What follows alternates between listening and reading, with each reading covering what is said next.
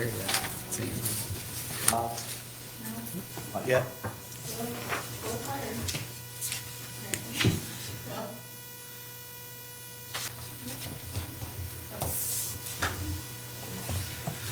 Good evening. Welcome to Woodfin Planning Board of Adjustment. Today is January 2nd, 2024. I'd like to open the meeting and start by calling to order and calling roll. Mr. Hanson. Here. Ms. Gosnell. Here. Mr. Deroni. Here. Mr. Hopkins. Here. Ms. Overbeck. Here. Mr. Young. Here. Mr. Hayes, present. With that, we move on to the approval of the agenda. We're going to make a slight modification to this agenda before we vote for the approval. We're going to add November 2023 and December to the December approvals for letter C. So with that being said, has everybody had a chance to look at the agenda? Can I get a motion to approve? Or any questions? Any questions on the agenda? I don't have any. Okay. I make the motion to approve the agenda.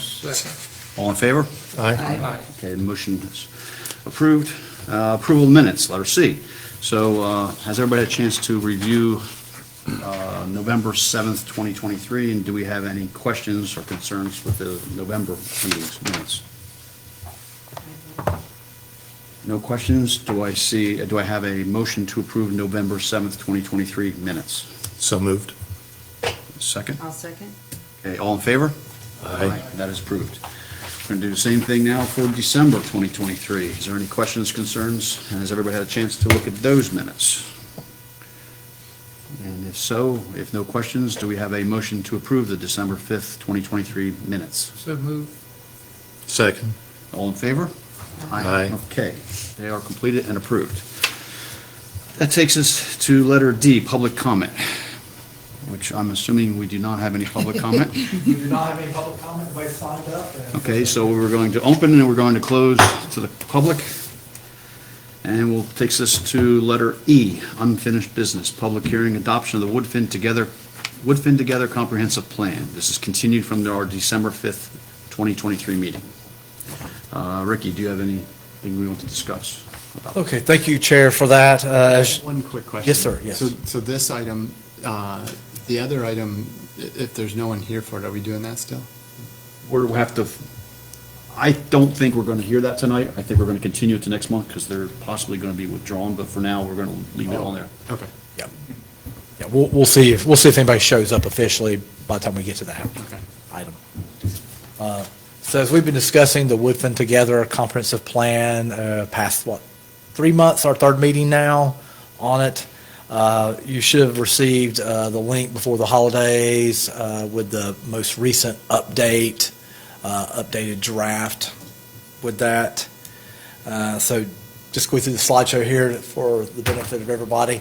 So we're continuing the public hearing from December for the comprehensive plan known as Woodfin Together. And if I need to bring that up, I can. Just let me know if we need to bring up the draft.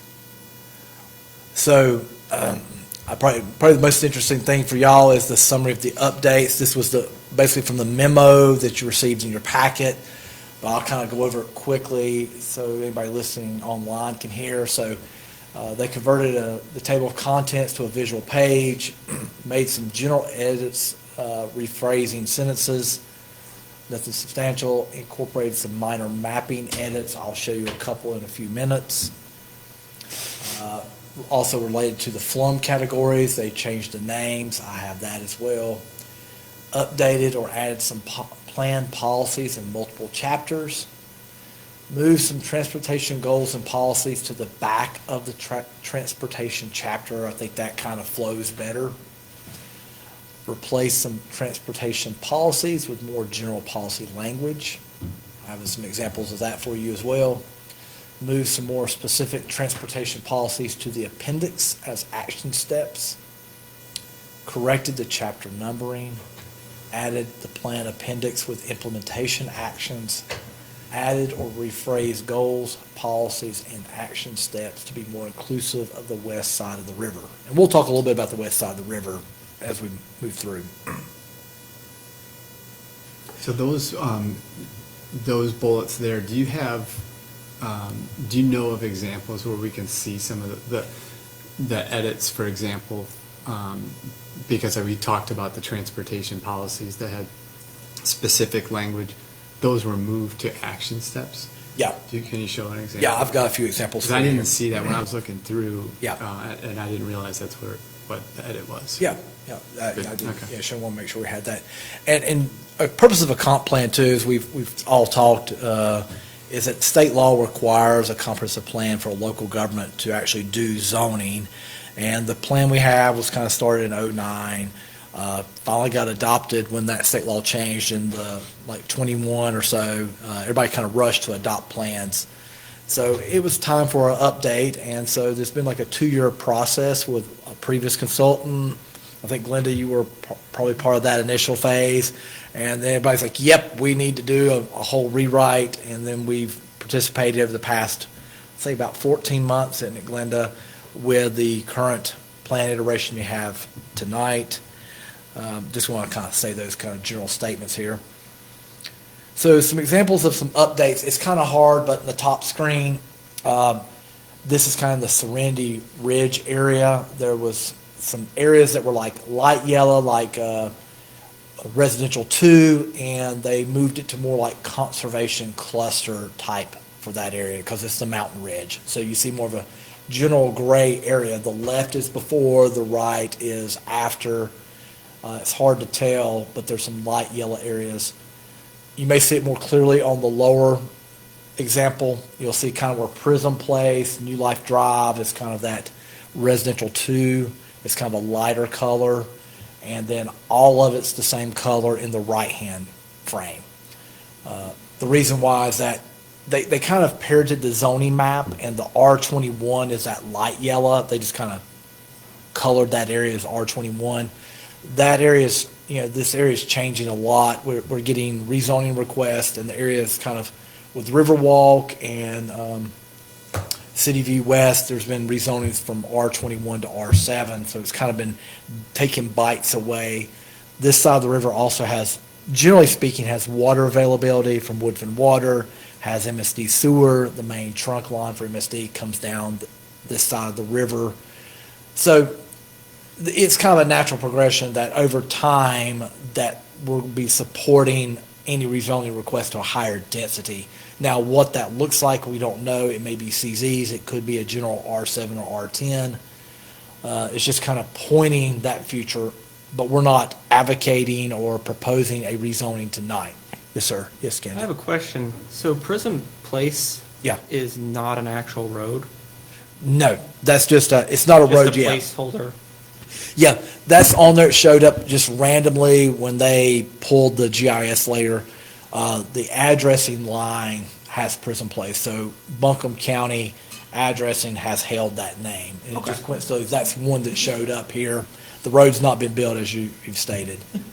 That just happens to be for a reference point here on this map.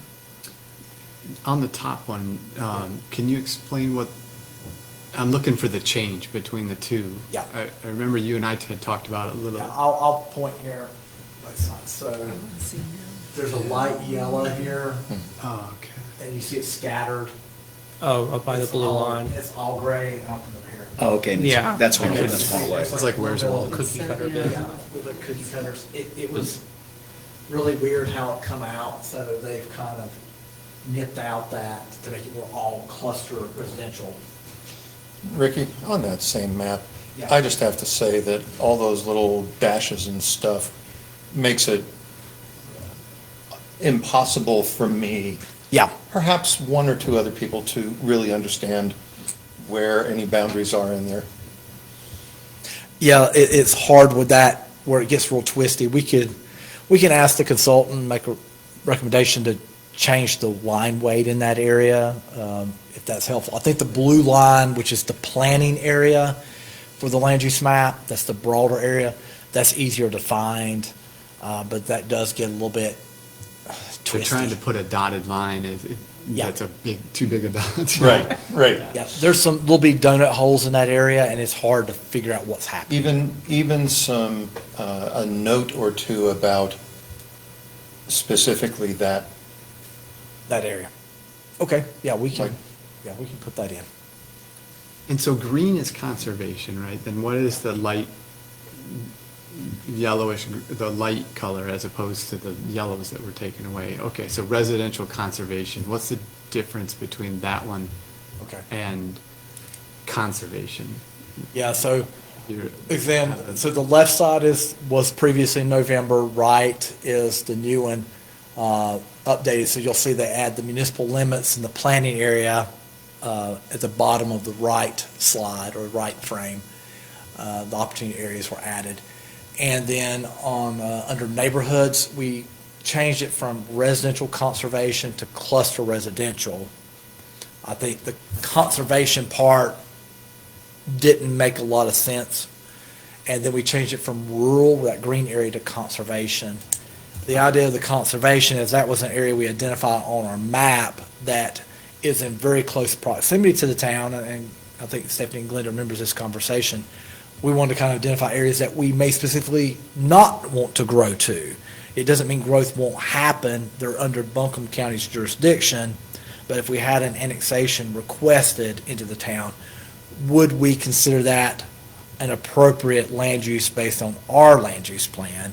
And I think we'd say, oh, in this dark green area, no, we probably don't want to because it's either steep slope, very hard to access with town services, either due to the route or distance we'd have to travel. And so I think we kind of agreed that that's an area that's very close, approximate to the city that, or the town, that probably wouldn't make sense long-term to grow in. You know, there's a lot of other areas that are close, but it's Asheville, so we can't grow, or Weaverville, we can't grow. So is there a definition of cluster residential that's easy to pull up? Yeah, I can pull that up. I'll go back to it. And then you had mentioned too, especially Chris, about like how policies or goals were changed. So you see 2.23 on the left, like restripe Elk Mountain Road. That was like, that's more of an action step. So that was moved from like a goal or policy to be more read as identify streets suitable for road diets and explore potential improvements. So there's more general statement that's what you would find in the plan body with the action step of Elk Mountain Road bike lane. That's still embedded, but it's down in the appendix. So that's kind of an example, as well as the other one about the bus stops on the left, partner with Buncombe County about the mobility bus stops. To the right-hand side, explore partnerships that would make transit more convenient.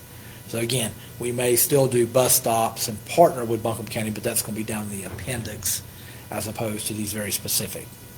I like that because it looks more like a goal, not an action, so Yeah. that looks, I like the way it's worded much better. Yeah. So there's a few of those that were adjusted, but those are probably the most simplest or more direct to point to. So yeah, let's go back up here to the comp plan. Let me just bring that up. Ricky, I had another thought about that map with all the dots and dashes. Why not an inset map? Take that little section and blow it up? Yeah, we can, that's something they could do, is just the next page, you know, right now's the time to do that. Areas that are real hard. If there's other areas, we can look on the main map here. Let me toggle.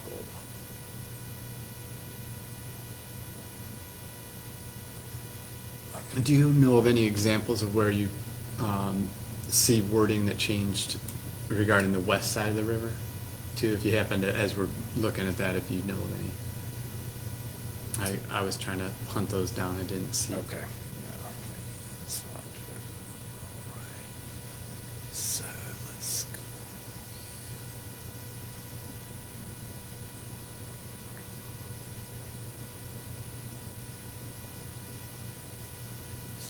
Sorry, I'm moving too quick.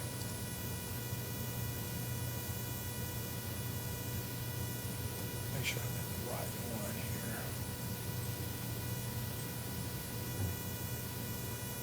Yeah.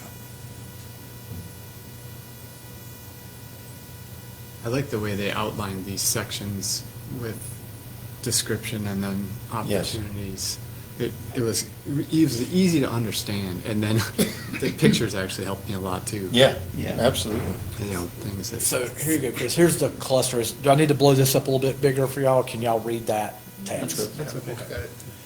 So I'll just read it out loud. Cluster residential areas include developed and undeveloped areas both within and outside the town limits. These areas should be sensitively designed with clustered homes and protected open space and other community amenities. The idea is like, I guess one of the better examples would be, oh man, I'm blanking out. What street? I'm blanking. What? West side of the river, I'm blanking out. So Serenity is up on that. Olivet. I can't. I've been way on holiday too long. Olivet's a good example of a cluster development where you've got, the average density may meet town standards or not go above, but the lots themselves are very small. And y'all seen that like with the farmstead back about a year ago. So there's a lot of areas that are conserved that could be used as open space, protecting sensitive areas, floodways, stream banks. And so that's why you see the cluster would be appropriate more on the mountain sides, hilltops, or out in the more rural dispersed areas west of the river is what we're looking at, is trying to protect. I think all of it set a good model locally for that. You got development, kind of merge it together. So it gives us a higher density in the small area, but overall the project still meets our standard Yeah. density requirements and Yeah. leaves more open space and more Yeah. natural. Okay. Yeah, and we've seen that like in Greenwood Fields. There's some open space around it too that's not in lots. Even though Greenwood Fields is not that conservation cluster, but just think about it. It's a way of just getting that density without actually putting everything in fee simple ownership and not having to grade every spec to make the house fit. And so then conservation is just like what it says, is that conservation areas include land and view sheds that should be protected in their current state with limited development over the lifespan of the comprehensive plan. Conservation areas generally include forest, farmland, and large lot single-family housing outside the town limits and where development is limited or discouraged. And so, again, that area that's green is, for the most part, either north of the ridge line that drains into town. Sorry, went a little too far.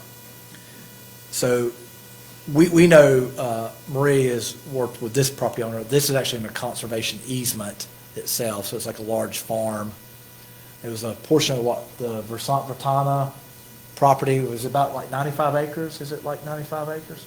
It's significant. It's a significant tract, lot. That's like one parcel that has a conservation easement.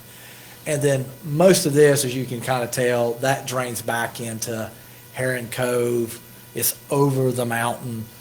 That field on the other side Yeah. of the Stony Knob. Yeah. So it looks close on a map to town limits. I mean, it's contiguous to the town limits, but it's just not somewhere that you could feasibly or logically would grow and extend infrastructure over that ridge line. None of the maps include that area off Town Mountain that the town annexed, right? Yeah, we need to get them to have an inset. Yeah, we need that inset. We need to be reminded that we have that. Yeah, yeah. And that's a good reason why, like, if we had this plan, would we want to I know. annex out today? We may or may not do that again. Yeah, Is there a I'd like to reason? de-annex. Is there a reason why some of the, so like Serenity Ridge where you see that, and then there's that's the lighter color now. Yeah, But then some of it up to your right toward there, yeah. Yeah. That Sterling Pass, like that's still the darker yellow. Is there a reason Yeah. that wasn't? I think because all that was already kind of like The latest is developed, it's already lotted up upscale. intensely. Some of this Serenity area, the lots were either bigger or there's some areas that are outside. Again, some of this area is outside of our town limits. So you can see this here, kind of like a little bit of a finger. That's Oh, no, in. I'm sorry, not- This area is out in the county. I see. So most of this area is outside the town limits, and that's individual property owners and some larger tracts that we kind of wanted to code from Mountain Village or R21, all the same future land use. But if y'all feel like this area should be more of the cluster, I mean, it ain't gonna change the zoning, That but winding road going up. if there's a feeling that this should be a cluster residential designation, then we can put that in as a, if you make a motion not to approve it, recommend that be modified up in here to cluster residential. Just that area there would, I know a lot of that's a bunch of the steep slope. Yeah, that's all Area. steep slope. So we could, if you want to, we could, That would see, do you guys know that area out there? It's, Well, I'm not sure which, if you take Baird's Cove, you come out to gated stuff, you can't even get through. that's it. That's it. It's that So- stuff up back there. So well, that but finger that's the is stuff that Woodfin, they're- but around it is Buncombe County, is that Right. correct? Yeah, Correct. this is all Okay. Woodfin. Yeah, this is Buncombe County. We have a Yeah, that's over donut. by, There's a little donut hole in here. at least the road up Okay. is. That is Buncombe County right there. And a lot of that's, I think, R3. I think it's R3, which is a kind of a, it's a pretty permissive zoning district. I mean, they allow for the placement of travel trailers for up to 180 days so people can stay in. So that's how permissive that zoning district is. It's not open use, but it's probably one more code restrictive. Yes, ma'am. When we get into redoing, or whoever does, the new zoning regulations, will we be revisiting? Because, the whole area and how it's currently zoned, because I keep telling you that tract of land, the RV park, which would be commercial, it's huge. Yeah. And it's sitting in a it's in a residential zone. Yeah, and so that would be one of the things you could apply a commercial zoning district to. So we could look at that and match up land use a little bit more with the actual zoning I just wish code. you'd turn it into a park then. Yeah, so like this map would say, It's just a perfect park. we would say that would be appropriate we would actually have to amend this land use plan to rezone that tract to commercial, whereas if it's zoned R21, or we say it should be R43 to be more lower density, then this map would support that. So you can kind of think of R7 and R10, Mountain Village being more that darker brown, the tan that's on here, and R43 probably is closer to your cluster, and your R21 is going to be like your light yellow. So if you just think of that, the pattern. But we don't know if we rewrite the code, what our numbers will be. So we may consolidate districts or add multiple more. You would have the ability, though, once this is approved, of still making changes Yeah. to it? Okay. Yeah, this document, Yeah. it's not intended to be like adopted and then that's it for 15 years. I mean, if we have a unique opportunity, if there's be a larger development come in, a large mixed-use development come in, and they wanted to be annexed in a town, we didn't know it at this time, then we'd have to amend the plan to show it or change the code, the designation on here from, cluster to our residential 2, maybe we want that to be more intense or mixed use. So we would modify the plan, and which is the lower density, R43 or R21? R43 is the lower because it's 43,000 square foot lot. I see. So it's bigger lots. I was going to ask you where the numbers came from. Were they Yeah. estate numbers? So the 43 means that's. No, there's that's no nomenclature in this Okay. state that Everybody matches. just I mean, we don't have like R1, 2, 3, 4. We pick 7,000 square foot lot. 7,000. Yeah, so 7, Odd numbers. 7,000, 10,000, 21,000, 43,000. I think it's something to do with acreage, Yeah. and that's why. it's Yeah, that's what he was 43. saying, how Okay. many square 7, feet, yeah. and I didn't realize that. Yeah. That makes sense now, but So, yeah, So about, so R43, would that be the? that's the biggest lot size. Would that be the lightest yellow or gray, whatever? No. what I'd color? probably be closer to a gray, yeah, if you had to assign something, that would match, that would be the most analogous that we And have. that would be the residential cluster. But that's not what, it's still yellow.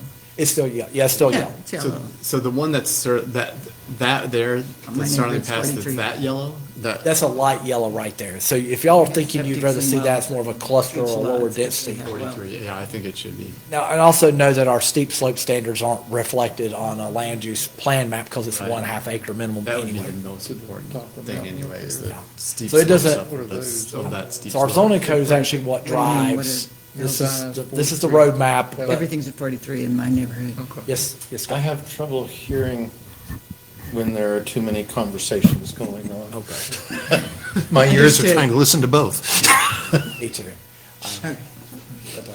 So if, as a group, as y'all as a body are, how do you feel about the map in general? Is that Starling Pass for Batana, do you think that's a correct land use classification?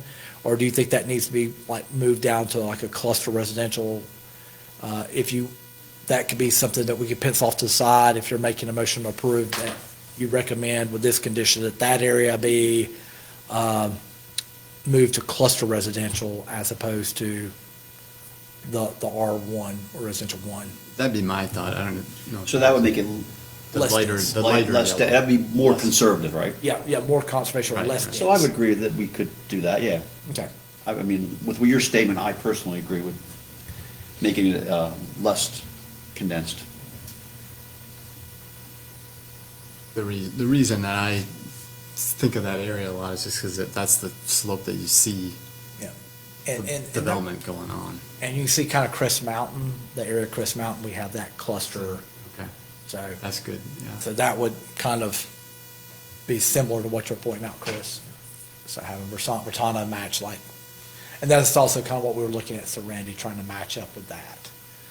It's okay. I see, and then you did the same thing up, so the Olivet is actually the line though, That's all of that, but see, that's below steep slope, but it's also far out. And the land use pattern in this area, is kind of more, we've seen that when we've done the Duke SUP here. This is more of a suburban transition area. There's a lot of individual houses, older subdivisions. You get in this area out toward Olivet, and it's still kind of rural. I mean, there's not a lot of working farms per se. The farming part of that's kind of ceased, but there's more rural landscapes. You still see some barns. You see larger lots. There's not really a development per se. Olivet, I think, tried to keep that character of that open working land.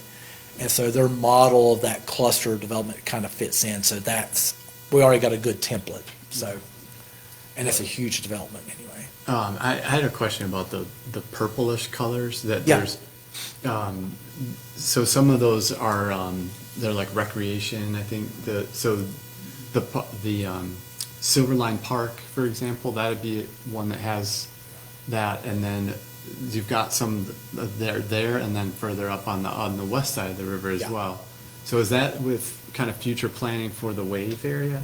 Yeah. Is on The wave area would be right in here. and so then the mixed uses is the purplish color, Yeah. right? Yeah. I just wondered how that, what the intent of the purple on the other side was, just, and that's the wave area, right? Yeah, right here. That is that craggy area Oh, across. right, Yeah. okay. And I that's think, sort of cool, historic, those buildings. yeah, that's a little small historic district right there. And the idea is that we want to get some sort of like, and I'll show you in another slide, but getting some pedestrian improvements on the bridge when it's rebuilt so that you can come from the west side of the river, or if you're on the east side, enjoying the park or watching the event, that there would be opportunities for people to walk across to maybe some small, like a small restaurant, a small cafe, maybe it's a small retail shop, maybe not envisioning, a fast food restaurant with drive-through, but something that's more walkable that you could get in, but be a small footprint type of business. Awesome, yeah. So, Yeah,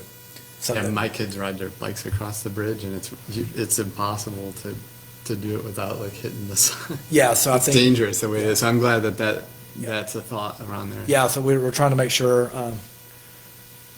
on that. But I think the mixed use kind of, the lots are so narrow along the river that we own.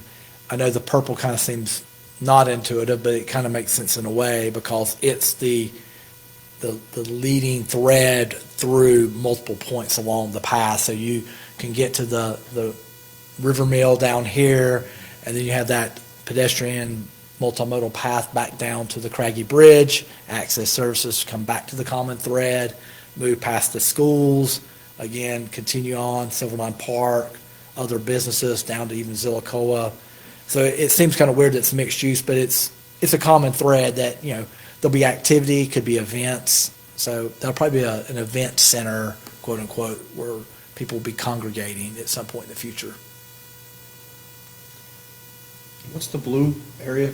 The blue areas are more like institutional uses. Okay. So this is basically the Buncombe County Schools, Irwin, Evelyn Intermediate. There's a bunch of schools down here owned by the county Board of Ed. We just included that because it's a significant, it's a significant traffic generator. It's where almost everybody that's at Woodfin Elementary, they're a feeder school into this area. So it kind of shows that part of our community that's on this side of the river where their civic life is at. So we wanted to include that. And then up here is the Buncombe County Training Center, and then the Craggy Prison. I think it's Craggy, but the state prison's up here. And then, of course, we have where we're at Town Hall and Woodfin Elementary. So So the Irwin schools up, they're actually within Woodfin? it's not in our town limits. The black dot is Oh, right the black outside. dot is right there, So okay. Crest Mountain's in. Not the It's solid. not, but we included it in our planning Okay. area. We didn't actually go down to Leicester Highway, but it's kind of weird when you think how close Woodfin is to Leicester Highway.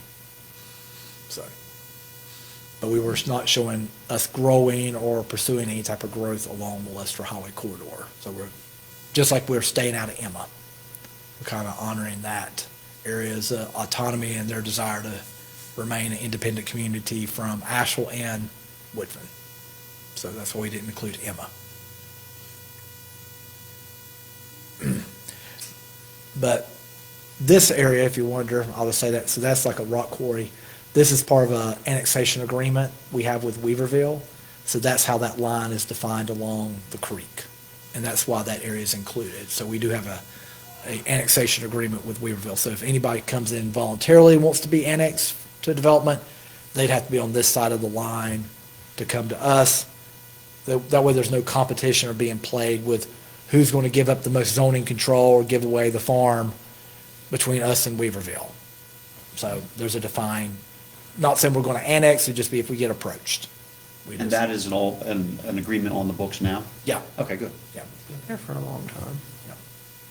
So this but we actually bump up Weaverville right here. That's the gray. So we touch them, but there's a big area that they've said that's y'all's if somebody wants to be annexed. So I'll tab back over here to this. And Chris is asking, so west of the river, right? You want to know kind of west of the river policies. I mean, That's actually what I thought, some kind of lake at first. yeah, so Shannon and I were talking, so I think we're going to recommend like one extra goal here is extend or improve basic infrastructure needed to support current residents and sustainable growth. And that would be under like the livable community. So that's recognizing that if the first priority is to kind of get water and or sewer services on the other side of the river just to address, like we've heard, failing wells, low pressures. And then there's the opportunity with the Craggy Bridge replacement. Hopefully, we can keep a utility line on the bridge or get some extra utility lines on the bridge so we can get water and sewer across the river. Yes, Larry? As of last month, to lay a 8-inch pipe in the ground Uh-huh. is $400. Wow. So you're talking about a lot of money to get a line all the way across the river to Yeah. those areas. Yeah. I don't think it's something that the water board's going to be doing, but that sounds like potential for maybe grant money, I would hope. Yeah. Well, if they build a new bridge, that's the opportunity to do it, because now you don't have to go under the river, you can go Yeah. over the river. Yeah, so it's in there. I mean, it's in here, so we don't lose that. It's like knowledge, because as people turn over, staff and or board members or council, when the opportunity arises, that's the point of the comp plan document. Yeah, It used to be $50 a foot. Yeah. Now it's gone to 400. I don't doubt it with everything with supply chain and inflation has really destroyed everybody's pro forma rates lately. But so we put up here on the map, it's just the west side of the river. So just want to make sure to note that, all the policies that are in the plan apply to the entire town. The west of the river is part of the entire town. So things such as like encouraging home-based businesses, that would be applicable to residents that live west of the river, just like it is on this side of the river. And anything that we want to do as far as like, communication, involvement with government, as we go to do the UDO, or do a UDO, or do a zoning code update, we're going to make sure we reach out to residents that live west of the river, not just people on this side of the river. So all those action steps, all the goals and policies would be applicable to the residents over here. But these we kind of enumerate a few that we felt like may have special applicability. They apply, again, town-wide, but may be of general interest. So like 1.21, discourage gentrification and displacement of existing residents and small businesses.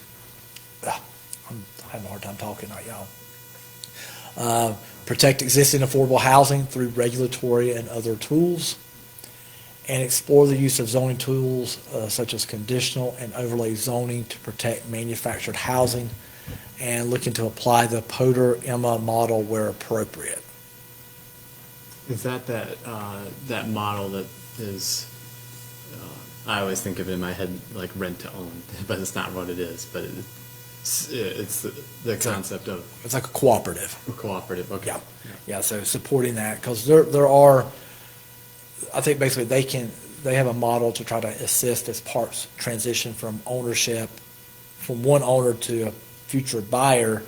They want to set it up where the residents have the capital or the financing to go out and buy out their park, and then they all own a share of the park itself. And so it kind of removes it from a investment vehicle for somebody to an ownership, and then if you move, then you sell your share to the next owner. You don't hold that and leave it and take as a fractional ownership. You basically sell it on to the next resident.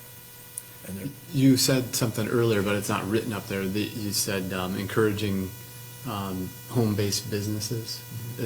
Is that something that requires conditional zoning permits, or is it just regular residential zoning, or what type of zoning is that for, or is it mixed use? No, it's typically we allow like home occupation. So if somebody wants to do, somebody's like accountant or they do bookkeeping, they may do that remotely. They may bring in an individual and have a sit-down meeting and do their taxes for that customer, one person at a time. Somebody may cut hair. Somebody want to come in and come to your house and they get licensed by the health department and cut your hair. Now, we would only have, you could be the owner of the business and operator, but it's just you. And so we don't want to have like 10 chairs. You could have one chair, and you'd have an accountant with one customer at a time. Things like yoga classes and cooking classes where 10 people can show up at one time, that's not appropriate. We don't permit those. But if it's kind of like an individual personal service that is one at a time, that's sort of self-limiting in impact, there's one car in the driveway, they may not see but 5 people a day, you can't massage 10 people at one time. So something that doesn't disrupt the feel of the neighborhood with either noise, traffic, just mailings, deliveries. So you couldn't operate Shipping company. shipping company, and you're over making dolls at home and you got another person, and you're just really fast at making dolls, and you're sending out 10 packages a day. I don't know. Maybe used to be you make CDs, but you can't make CDs. Nobody buys CDs anymore. But if somebody had a little CD press, or you make vinyl records, and you had UPS coming in 10 times a day, that's too much. Like you're up and down the driveway 10 times a day.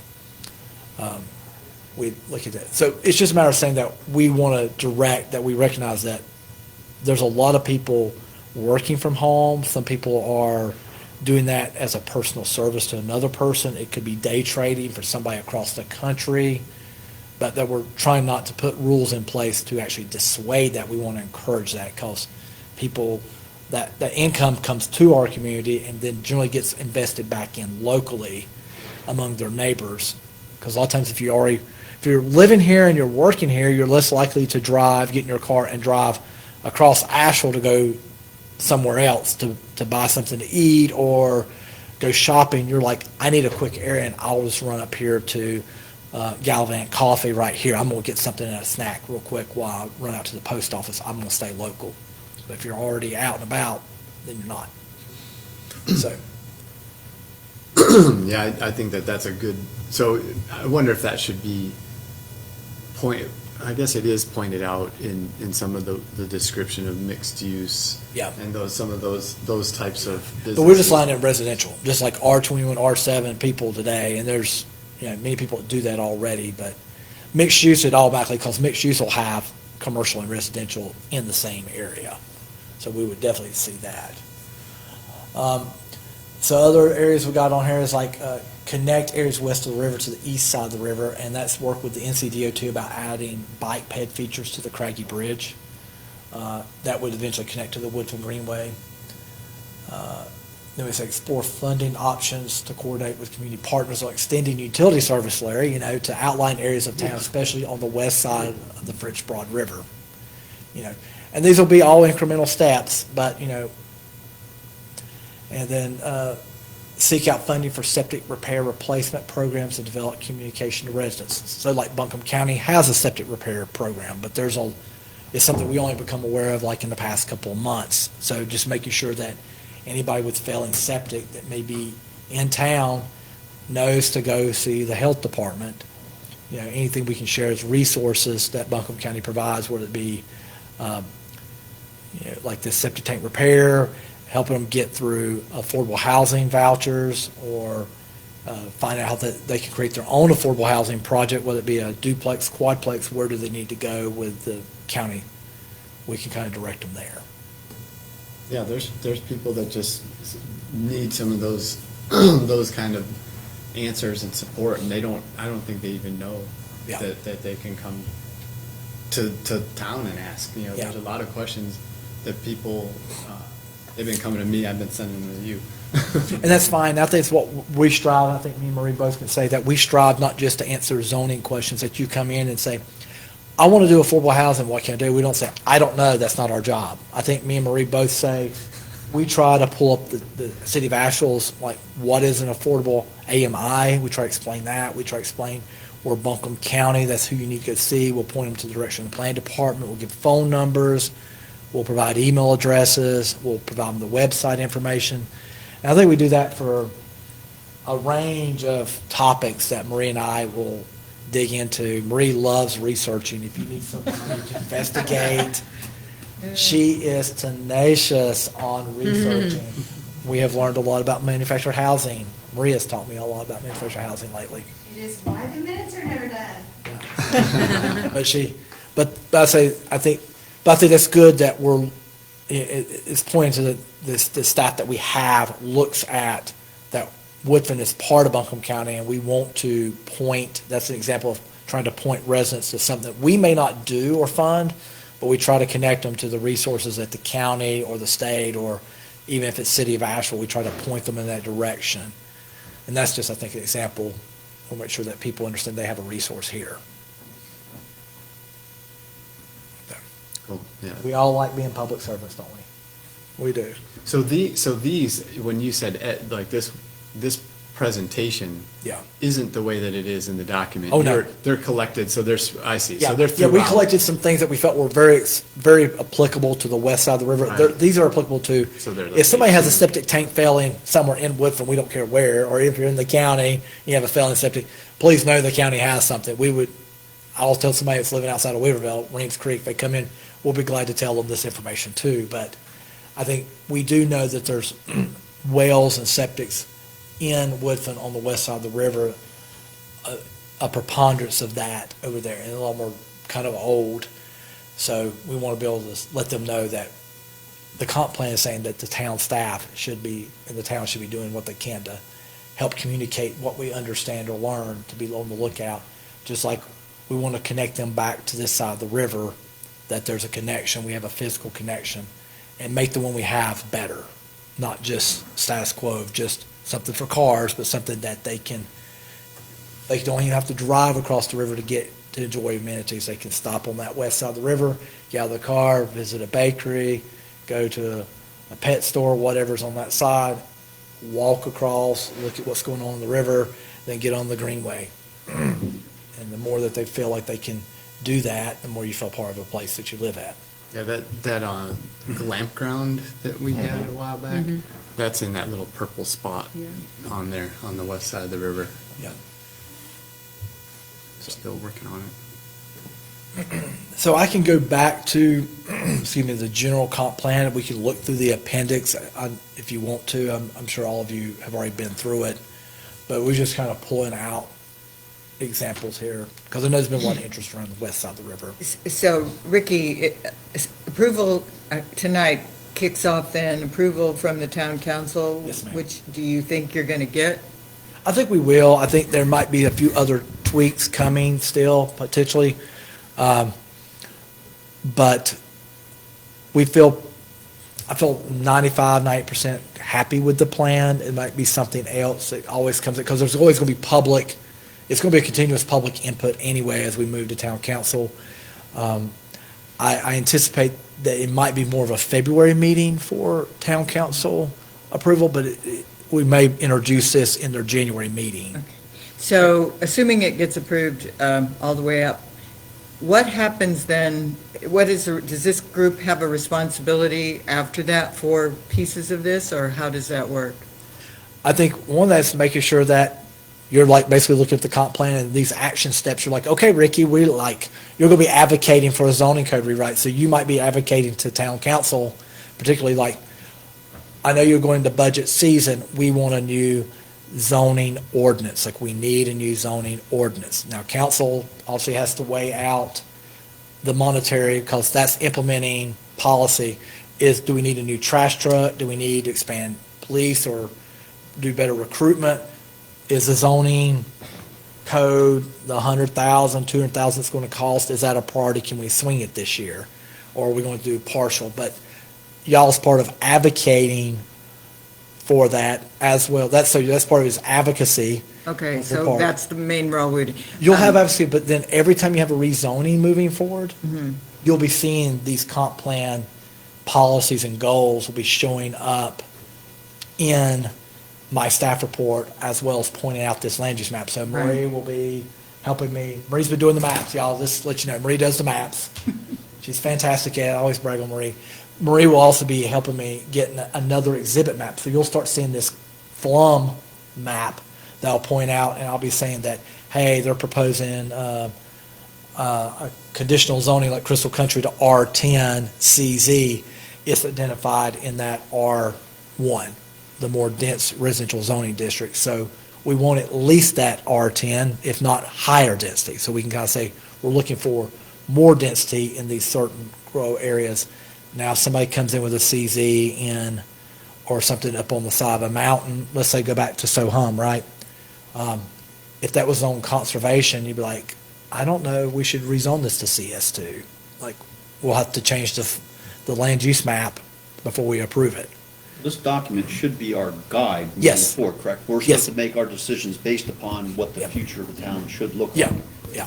So I thought- And so if they're incongruent, then we should be either taking a step back, or are we making the right decision?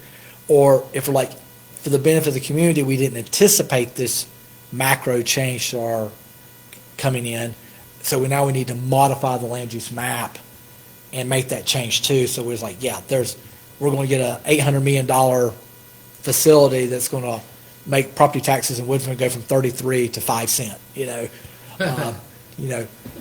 they're going to extend the water across the river for Larry. They emphasized corridor, I'm not sure if I'm remembering. Corridor. Yeah, studies.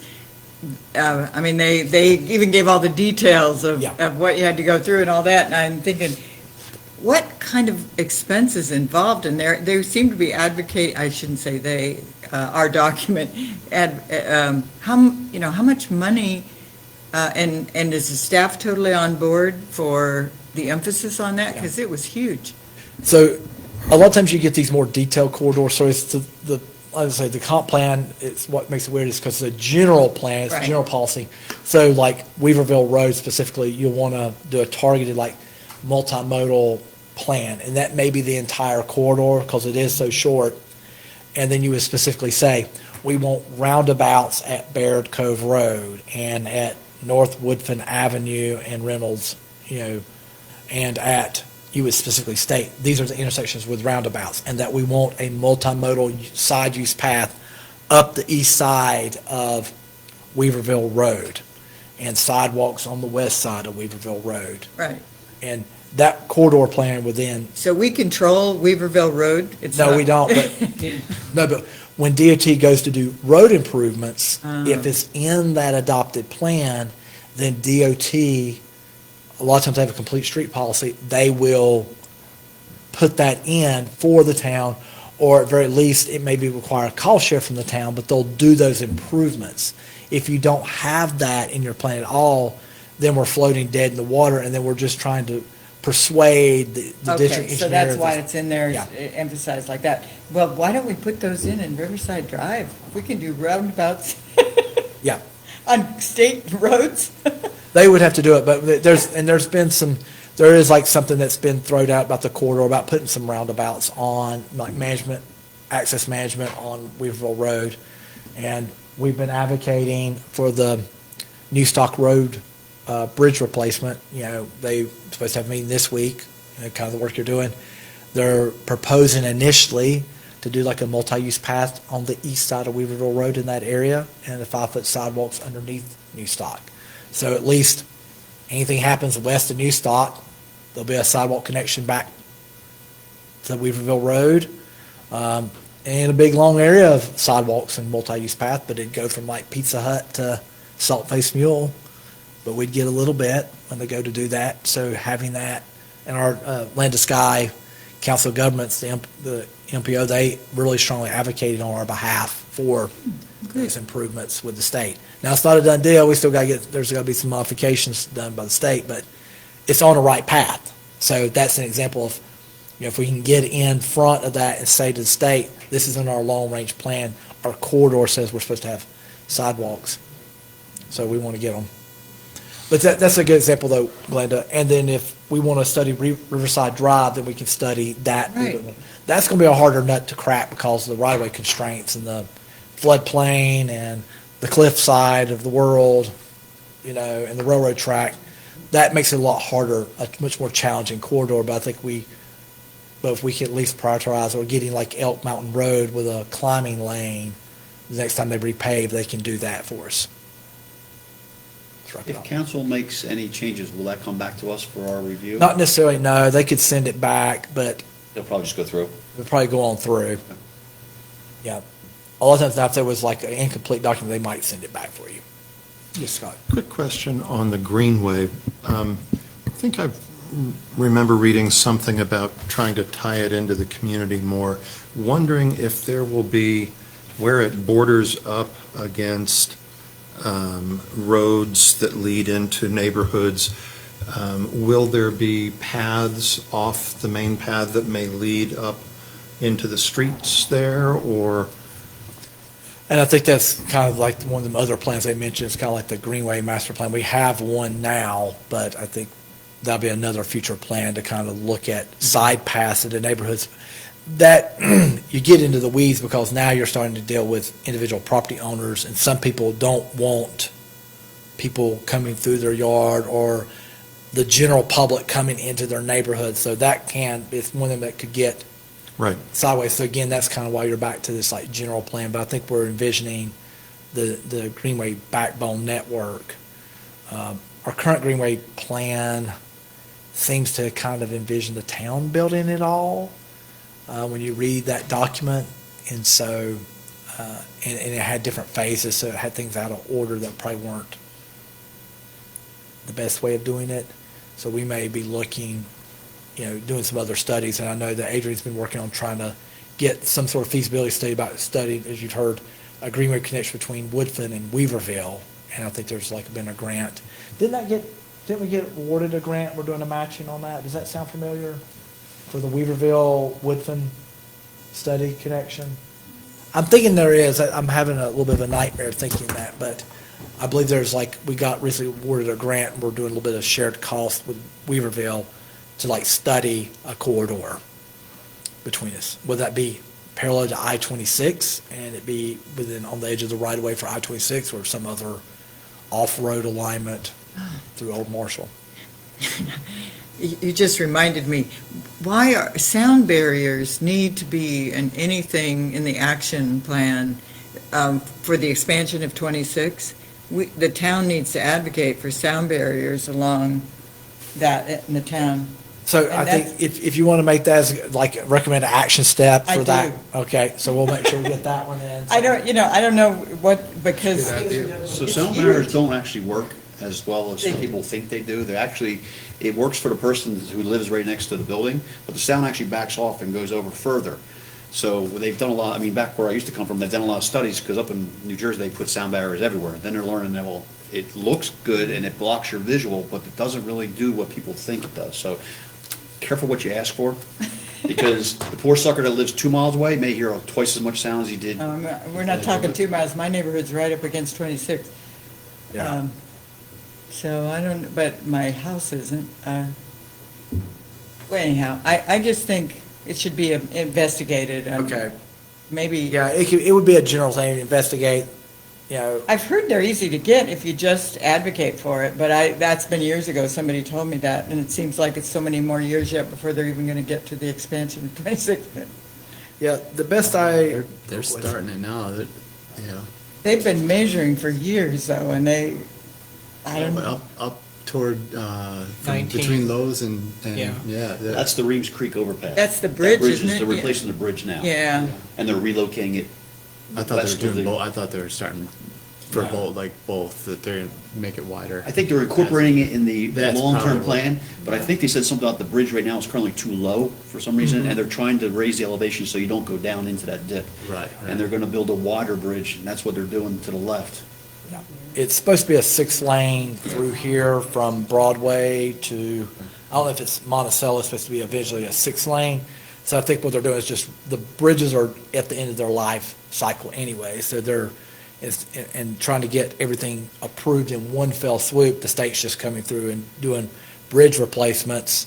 And as part of the bridge replacements, like you said, they're widening the bridges in anticipation for the wider highway, just like New Stock may move forward well before they ever widen the entire highway, but they'll have the bridges done because they've talked to us about the one over Old Marshall Highways when we've had conversations with. So that's next on like the list of discussion. So we've heard about Rings Creek, we've heard about New Stock, and we've heard a little bit about Old Marshall, and so they're working south. So I'm expecting at some point. Who knows if New Bridge, what that'll look like, Glenda, that's a really off, wonky. And then, of course, this one here is one I wanted so desperately to have roundabout set. I want roundabouts here. I just keep saying that comment, I want roundabouts at Oak Mountain and here. So if that one comes up, I'll be out here, probably lay down the street till they put them. Yes, Scott. At Elk Mountain and what? And I-26, yeah. Oh, Right. okay. It's two- Glenda, I wonder if we could modify your desire for sound barriers to noise mitigation. Okay. And the reason, absorption Right. can work even better than the barrier. There might be a better way. The Yeah, barriers can yeah. create echoes is what the, part of the problem is. That's Yeah, why that's- as you hear it further, is it makes the sound bounces off them. Because right now, when the trees are, the leaves are off the trees, there's a lot of noise from the freeway on both Sure. sides of the road. Yeah, I live 400 feet from the eastbound lane of I-40. It's in the spring and Yeah. fall. Right? I live, yeah. Evergreen But trees I live that in stay Scott. green all year. On I-40, so I don't hear sound behind me. I can stand in my backyard and hear the birds sing, even though I'm 400 feet from the eastbound lane. But if I step out my front door, the leaves off and the kudzu's dead, it's like the trucks are outside this door, but the leaves are off. But yeah, Glenda, I live with it every day. Don't get me, like I told Marie, and don't get me started about ultrafine particulate within 1,000 feet of any roadway over 10,000 vehicles per day. You have to get over 1,000 feet to get background. So, and then the air pollution asthma that goes with it. So, anyway, I'll Do you stop. want to make a motion? Yeah, before I get off on tangent.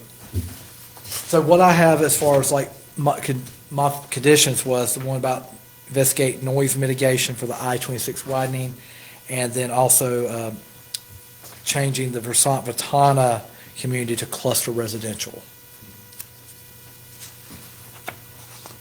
Is there any others that you recall, Maria, that we? I don't know if it is a correct time to bring it up. Yeah. I had sent it to Shannon, yes. you and Shannon today was, can we have fewer acronyms Yes. and more times that it's spelled out? Yeah, It's a good one. yeah. Marie had mentioned a glossary at one point or something, but But we'll just spell then it you've out. still got to go back and look. Yeah, And so- more now in 'Cause it's technical many writing, pages, yeah. business technical writing, you simply write it out. So many acronyms. Yeah. You So had you brought can, up you another can put that one. in. The lines on the maps themselves. Oh, yeah. Oh, yes, Maybe yeah. the To get blue, you brought up the blue look like lakes, the Oh, yeah, institutions. that was mine. Yeah. Yeah. Maybe change the Looks light like- blue to something else. Looks like but water. It Yeah. does. Recent I flooding? still, I get tricked by it every time I look at it. I'm like, is that a? Orange? That a lake? There wasn't no orange on Where it? did Lee come from? Yeah, orange might be Orange good. or something? There's orange for the mobile home. Oh, is Yeah. it? Yeah, there's orange. So Some other color. Those are the colors. Blue next to the river is a little tough. A darker blue. Work at a nuclear plant, talk about acronyms. I know. Everything is acronyms. Work for the state. Oh, it's unbelievable. 30 years I asked for a dictionary, and like you laugh about a dictionary, you need a dictionary, because Yes. I have no clue what you're talking about. So that's just a general, like, spell with acronyms, and sort of inset map for the Serenity Bridge, do the city limits, and then. Some of the, I think you talked about the width of the lines. Yeah, the width of the lines or something, either just the width of Liner. lines or line weight, or do an inset map for that twisty area. And then the light blue appears like water, just change that coloration, okay.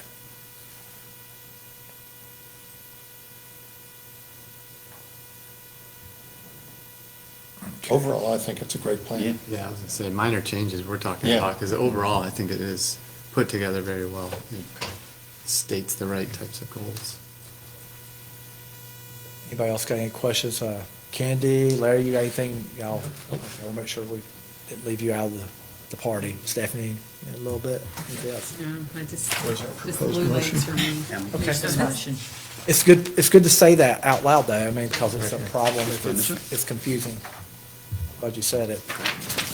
Sometimes I'm too close to what I'm doing and don't see it. The staff's recommending approval of it, so in general, but So any other questions from the board, concerns? Okay, with that being said, and thank you for a great presentation, that was very helpful. and so if there's a public hearing to open, if anybody wanted to speak, which I don't see anybody. Do we officially supposed to open them to the public, or I think technically you do that, open and close and say, open to the public on this? I don't believe we have anybody here, Chair, to speak. Nope, nobody here, so we will close it for public for this thing. So with that being said, if there's no more questions, concerns, comments, do we have a motion to approve the Woodfin together? I move to approve the proposed comprehensive plan known as Woodfin Together, subject to the following three It's about, additions.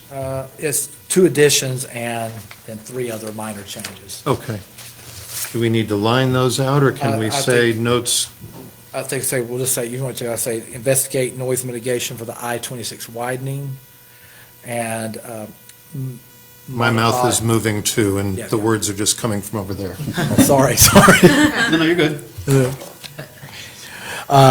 Versant-Vertana would be redesignated to cluster residential.